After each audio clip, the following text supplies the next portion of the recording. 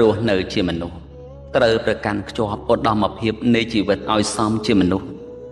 ត្រូវស្គាល់ហេតុនិងមិនមែនហេតុស្គាល់បុណ្យបាបគុណទុក្ខបើមានកំហុសតិចតួចលើកលែងអធ្យាស្រ័យឲ្យគ្នាទៅកុំប្រកាន់ច្រើនអីនាំតែមានកម្មពីរងាប់ដោយការមិនចងពីនេះជាពាក្យរបស់ព្រះសម្មាសម្ពុទ្ធដែលព្រះអង្គទ្រង់ត្រាស់សម្ដែងទុកមកដើម្បីឲ្យយើងជាការពិចារណាព្រោះអ្វីនៅលើលោកនេះគ្មានអ្វីជាអមតៈថិតថេរទេរួមទ្រព្យសម្បត្តិទាំងខ្លួនយើងផងដែរ